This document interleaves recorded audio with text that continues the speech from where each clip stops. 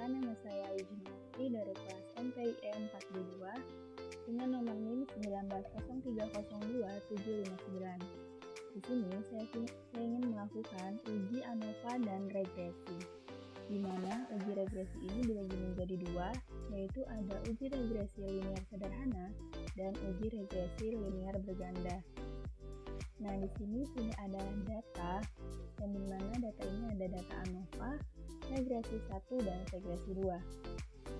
Data di sini sudah saya pindahkan di aplikasi SPSS. Nah, selanjutnya yang pertama itu saya ingin melakukan uji ANOVA. Uji ANOVA ini membutuhkan data produk, dan data respon. Nah, data ini sudah ada di SPSS, produk, dan respon. Kita kembali ke variable view. Sebelumnya kita ubah indikatornya, kita ubah value-nya ini menjadi value yang pertama itu ada produk A, value kedua produk B, dan value 3 yaitu produk C. Kita klik OK, kita kembali ke data view. Yang pertama, kita klik analyze, conformance, dan one way ANOVA. Nah, di sini terdapat independent list dan store. Untuk dependent list itu kita masukkan di respon. Nah, untuk faktornya itu kita masukkan produk. Klik option, kita klik descriptive, dan kita klik homogeneity. Continue, oke. Nah, yang pertama di sini kita perhatikan di tabel deskriptif, di mana di tabel deskriptif ini ada kolom N dan kolom MEAN.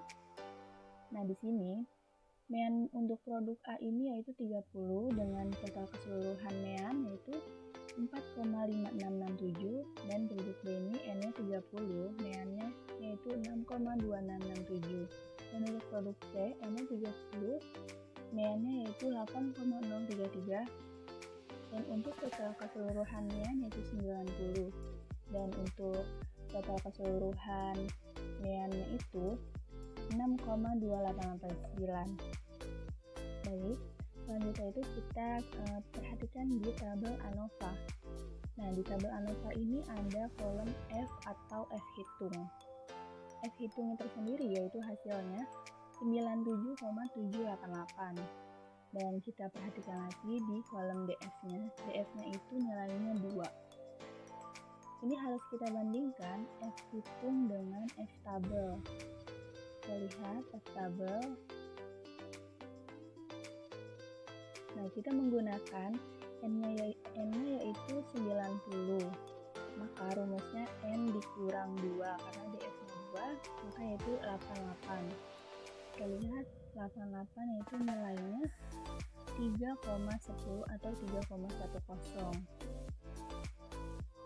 Nah, maka F hitung itu lebih besar dari F tabel.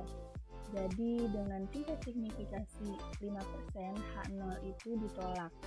Artinya terdapat perbedaan antara produk A, produk B, dan produk C. Di sini saya akan melakukan uji regresi, yang dimana uji regresi ini merupakan pengujian statistik agar dapat mengetahui atau menguji apakah ada pengaruh variabel independen dan dependen. Nah, di sini regresi ini dibagi menjadi dua, yaitu ada linear sederhana dan linear berganda. Yang pertama itu saya akan melakukan uji regresi linear sederhana terlebih dahulu. Nah, untuk uji regresi linear sederhana itu kita membutuhkan data speed dan distance. Nah, data itu sudah saya input di aplikasi SPSS ini, speed dan distance-nya. Baik, yang pertama itu kita klik analyze, terus kita klik regression, linear. Nah, setelah itu untuk dependent itu kita masukkan distance. Nah, untuk independennya itu kita masukkan speed. Lalu kita klik statistik. kita klik confidence interval, continue, dan kita klik OK. Selanjutnya di sini kita lihat di tabel koefisiennya. Nah, di sini terdapat tabel B yaitu min 17,631 dan 3,9334, yang dimana tabel ini digunakan untuk menentukan model dari linear sederhana. Dan kita bisa lihat di sini rumus dari regresi linear sederhana yaitu Y sama dengan A plus BX.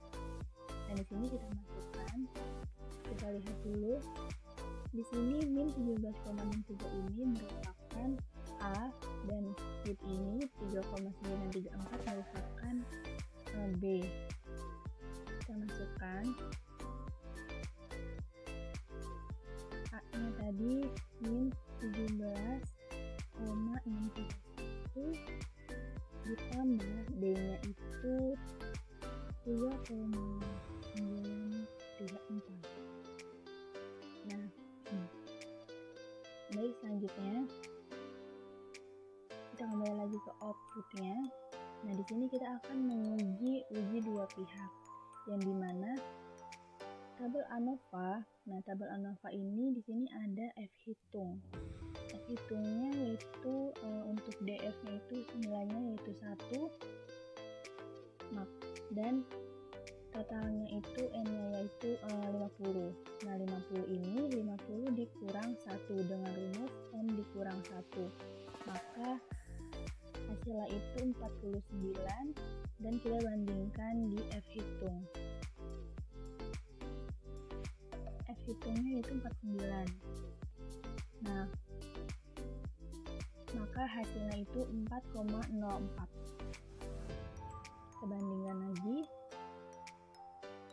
F hitung lebih besar daripada F tabel, maka signifikasi 5%, H0 itu dikatakan ditolak, yang artinya terdapat pengaruh antara variabel independen dan variabel dependen. Kita perhatikan di tabel ANOVA ini terdapat bagian F yaitu F hitung dan signifikasi.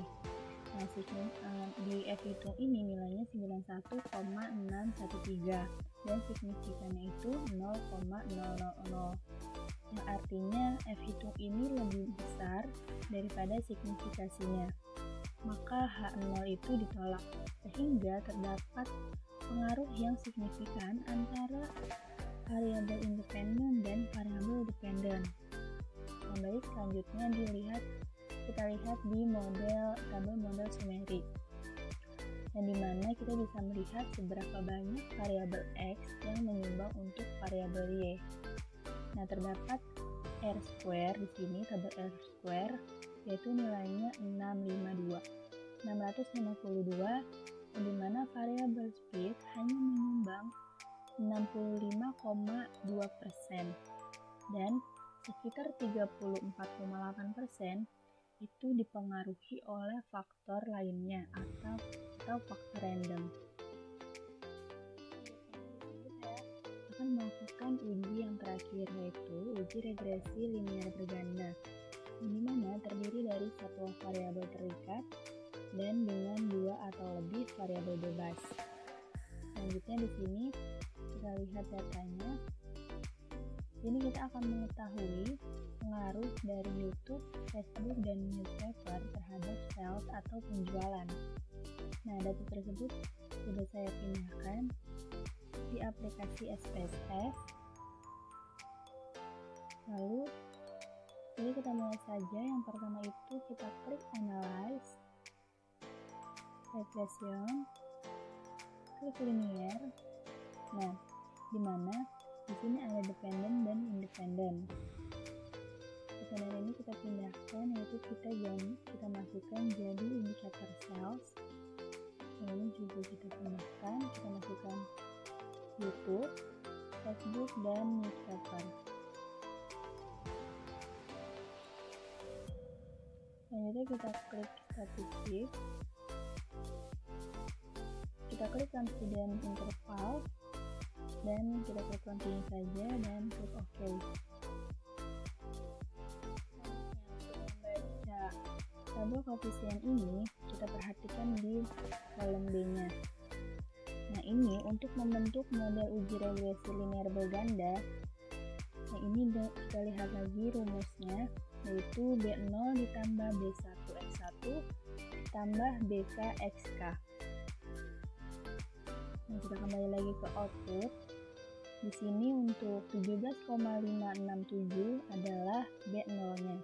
Dan untuk X1-nya yaitu 0,007, X2-nya 0,015, X3-nya 0,003. Kita lihat lagi. Di sini jadi 17,567 ditambah 0,007 X1 ditambah 0,015 X2 dan ditambah 0,003 X3. Nah, di sini untuk mengetahui pengujian itu berpengaruh antara variabel YouTube, newspaper dan Facebook dengan penjualan, maka kita perhatikan di tabel ANOVA. Nah, kita perhatikan di bagian F hitungnya dan signifikannya. Di F hitung ini yaitu hasilnya 0,647 dan signifikannya itu 0,586. Yang artinya F hitung lebih besar dari signifikan, di mana terdapat pengaruh iklan YouTube, newspaper, Facebook, dan Facebook itu terhadap penjualan atau sales. Nah, dimana kita bisa perhatikan lagi dengan satu-satu. Kita harus perhatikan di bagian koefisien ini di tabel F, di tabel T hitung dan signifikannya. Nah, di sini terdapat YouTube. YouTube itu T-nya yaitu 1,300 dan signifikannya itu 0,195. Maka ini lebih besar daripada signifikan, maka ini dapat membentuk pengaruh yang signifikan terhadap penjualan. Dan ini hasilnya dan Facebook ini hasilnya 0,484, yaitu lebih kecil daripada signifikan, maka tidak berpengaruh terhadap penjualan. Dari sini ada newspaper ini 0,195 lebih kecil daripada signifikan, maka ini tidak berpengaruh dari penjualan juga.